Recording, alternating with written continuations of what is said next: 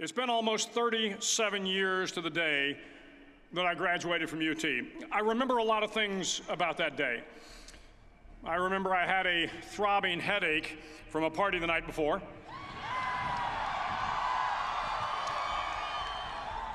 I remember I had a serious girlfriend, who I later married.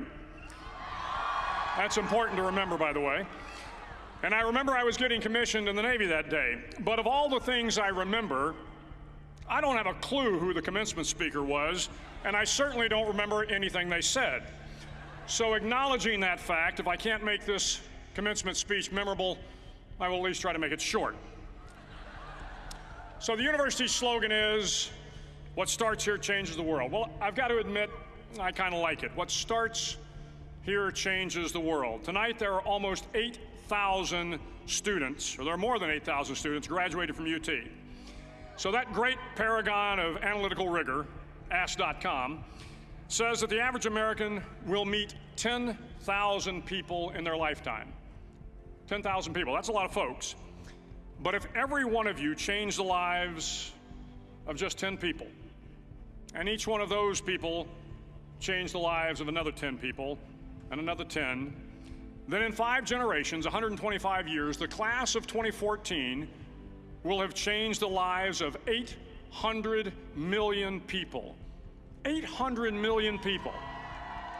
Think about it. Over twice the population of the United States. Go one more generation, and you can change the entire population of the world, 8 billion people. If you think it's hard to change the lives of 10 people, change their lives forever, you're wrong. I saw it happen every day in Iraq and Afghanistan.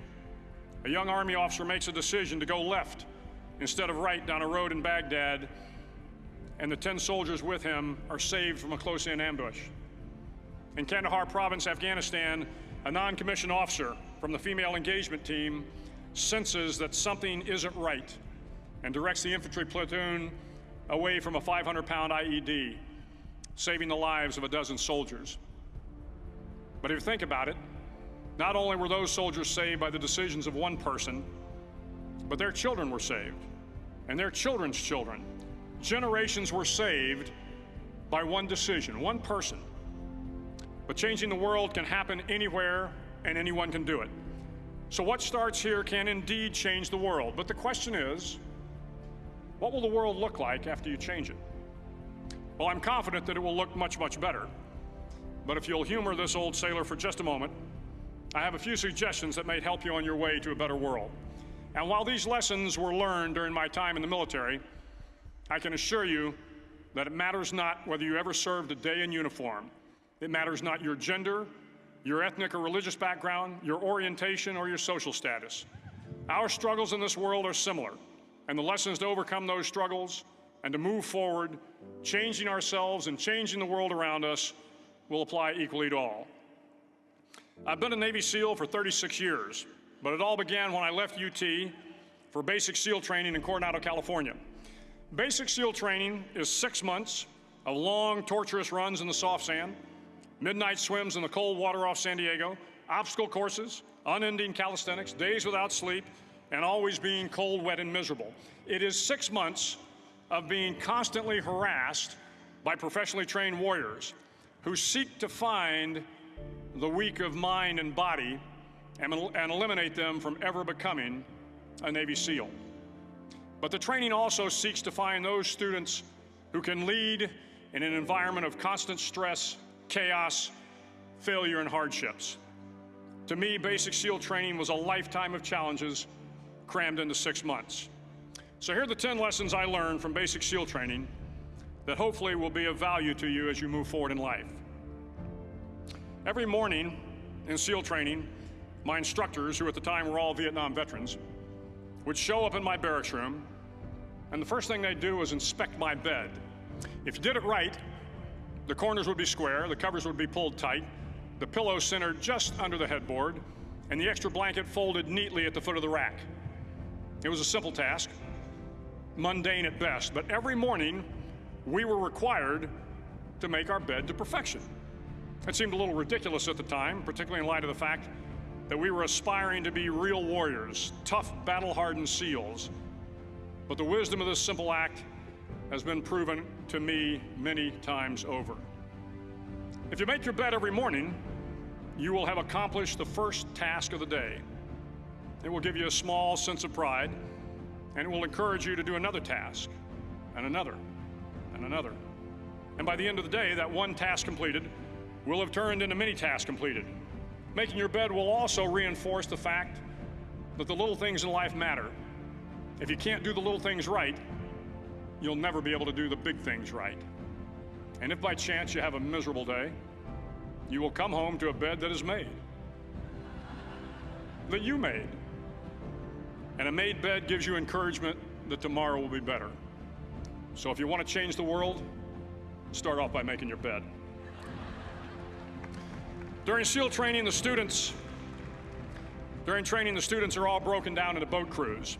Each crew is 7 students, 3 on each side of a small rubber boat, and 1 coxswain to help guide the dinghy. Every day, your boat crew forms up on the beach and is instructed to get through the surf zone and paddle several miles down the coast. In the winter, the surf off San Diego can get to be 8 to 10 feet high, and it is exceedingly difficult to paddle through the plunging surf unless everyone digs in. Every paddle must be synchronized to the stroke count of the coxswain. Everyone must exert equal effort, or the boat will turn against the wave and be unceremoniously dumped back on the beach. For the boat to make it to its destination, everyone must paddle. You can't change the world alone. You will need some help. And to truly get from your starting point to your destination takes friends, colleagues, the goodwill of strangers, and a strong coxswain to guide you. If you want to change the world, find someone to help you paddle.